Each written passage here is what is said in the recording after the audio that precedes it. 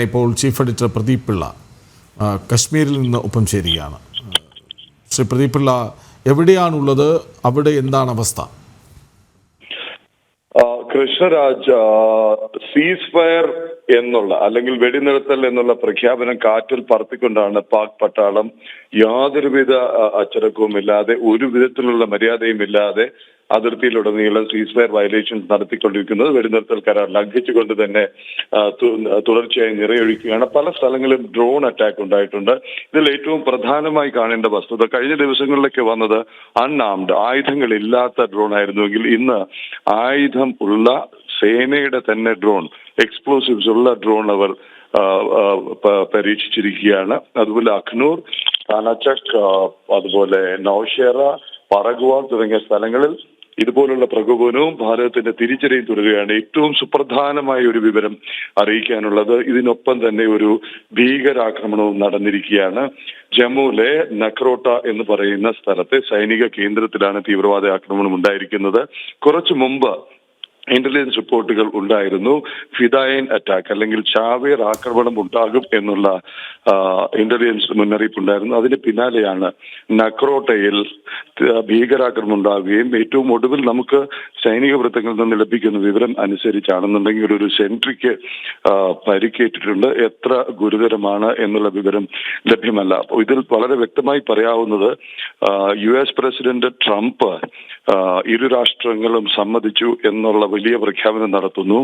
പാകിസ്ഥാൻ മുട്ടിടിച്ച് കരഞ്ഞ് പാകിസ്ഥാന്റെ രാഷ്ട്രീയ നേതൃത്വം ഭാരതത്തിന് മുന്നിൽ മുട്ടുമടക്കുന്ന കാഴ്ചയാണ് വൈകിട്ട് കണ്ടതെങ്കിൽ ഒരു കാര്യം ഇപ്പോൾ വ്യക്തമാകുന്നത്, രാഷ്ട്രീയ നേതൃത്വത്തിന്, ഭരണ നേതൃത്വത്തിന്, പ്രധാനമന്ത്രിക്കും ഒന്നും പട്ടാളത്തിന്മേൽ യാതൊരു നിയന്ത്രണവുമില്ല എന്നാണ് നാം. അതാണ് ഏറ്റവും പ്രസക്തം. അതായത് ഭരിക്കുന്നത് ഭരണകൂടമല്ല, അവരെ ഭരിക്കുന്നത് സൈന്യമാണ്, സൈന്യത്തെ ഭരിക്കുന്നത് ഭീകരരാണ്.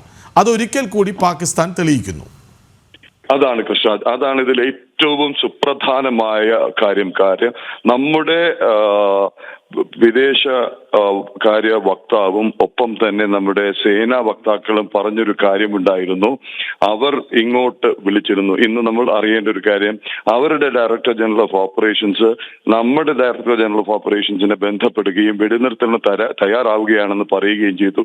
എല്ലാ അർത്ഥത്തിലും അതൊരു മുട്ടുമടക്കലും കീഴടങ്ങലുമായിരുന്നു. പക്ഷേ ആ ഡയറക്ടർ ജനറൽ ഓഫ് ഓപ്പറേഷൻസ് പറഞ്ഞത് ഭരണ നേതൃത്വത്തിന്റെ നിർദ്ദേശപ്രകാരം ഔപചാരികമായ അറിയിപ്പാണെന്നുണ്ടെങ്കിൽ, ഭരണ നേതൃത്വങ്ങൾ അത് അംഗീകരിച്ചു എന്ന് പറയുകയാണെങ്കിൽ, അല്ലെങ്കിൽ പാകിസ്ഥാന്റെ ഈ അഭ്യർത്ഥന, മുട്ടിൽ നിന്നുകൊണ്ടുള്ള ഈ അപേക്ഷ ഭാരതം അംഗീകരിച്ചു, അപ്പോഴും നമ്മളൊരു കാര്യം പറഞ്ഞു, പാകിസ്ഥാൻ ഈ ഇതിൽ നിന്ന് പിന്നോട്ട് പോയാൽ, പാകിസ്ഥാൻ അടിക്കാൻ തുനിഞ്ഞു കഴിഞ്ഞാൽ തിരിച്ചടിച്ചിരിക്കും എന്ന് പറഞ്ഞിരുന്നു. ഇത്തരുണത്തിൽ അതിർത്തിയിലുടനീളം പാകിസ്ഥാന്റെ പ്രകോപനം തുടരുകയാണ്. അതായത് ഇനിയൊരു ഭീകരാക്രമണം ഉണ്ടായാൽ പോലും അത് യുദ്ധമായി ഞങ്ങൾ കാണും എന്ന് പറഞ്ഞു. അതായത് ഭീകരാക്രമണം ഉണ്ടായിരിക്കുന്നു, അതിർത്തിയിൽ സൈന്യം ആക്രമിക്കാൻ ശ്രമിക്കുന്നുണ്ട്, അങ്ങനെയെങ്കിൽ യുദ്ധപ്രഖ്യാപനം നടന്നു കഴിഞ്ഞു എന്നുകൂടി കാണണ്ടേ?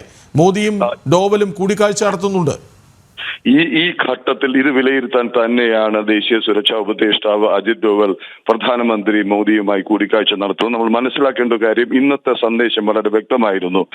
രാജ്യരക്ഷ, ആഭ്യന്തര മന്ത്രിമാർ, രാജ്യത്തിന്റെ സുരക്ഷാ ഉപദേഷ്ടാവ്, ഒപ്പം തന്നെ സൈന്യത്തിന്റെ ചീഫ് ഓഫ് സ്റ്റാഫ്, ഒപ്പം തന്നെ ഈ എല്ലാ സൈനാ വിഭാഗങ്ങളുടെ മേധാവികളുമായുള്ള എല്ലാ കൂടിക്കാഴ്ചയ്ക്ക് ശേഷമാണ് വളരെ ശക്തമായ ഒരു സന്ദേശം നമ്മുടെ വിദേശ സൈന്യ വക്താക്കൾ നൽകിയത്. Every act of terror will be seen as an act of വാർ എന്ന വ്യക്തമായ പ്രഖ്യാപനം. ഭീകര പ്രവർത്തനമുണ്ടായ യുദ്ധമായി തന്നെ കാണേണ്ടി വരും എന്നുള്ളത് അത് ലംഘിച്ചുകൊണ്ട് ഇന്ന് രാത്രി തന്നെ കൃഷ്ണരാജ്, അതൊരിക്കൽ കൂടി പറയാതെ വയ്യ, ഇത്ര ഔപചാരികമായി ലോകം മുഴുവൻ വാർത്തയായിരുന്നു ഇവിടെ വെടിനിർത്തൽ ഉണ്ട്, ഇന്ത്യ പാക് സംഘർഷത്തിൽ അയവ് വരുന്നു എന്നുള്ള വാർത്ത ലോകമെമ്പാടും പ്രചരിക്കുകയായിരുന്നു. എല്ലാ രാജ്യാന്തര മാധ്യമങ്ങളും അത് വലിയ പ്രാധാന്യത്തോടു കൂടിയാണ് ഈ വാർത്ത കൊടുത്തത്. ഒടുവിൽ സമാധാനമുണ്ട്, അതല്ലെങ്കിൽ സംഘർഷം അയയുന്നു എന്നുള്ളത്. ആ രാത്രി സന്ധ്യ മയങ്ങിയപ്പോൾ തന്നെ പാകിസ്ഥാൻ പട്ടാളം അതിന്റെ തനി സ്വരൂപം കാണിച്ചു. കൃഷ്ണരാജ് പറഞ്ഞതുപോലെ പാകിസ്ഥാൻ പട്ടാളം പറയുന്നത്, അല്ലെങ്കിൽ പാകിസ്ഥാൻ പട്ടാളം ഭരണ നേതൃത്വം പറയുന്നതല്ല അനുസരിക്കുന്നത്. പാകിസ്ഥാൻ പട്ടാളം അനുസരിക്കുന്നത് ISI ഭീകര നെക്സസിനെയാണ്. ISIയും ഭീകരതയും ചേർന്നുള്ള ആ ഒരു അച്ചുതണ്ടാണ് തന്നെയാണ് ഇന്ന് പാകിസ്ഥാനിലെ കാര്യങ്ങൾ തീരുമാനിക്കുന്നത്.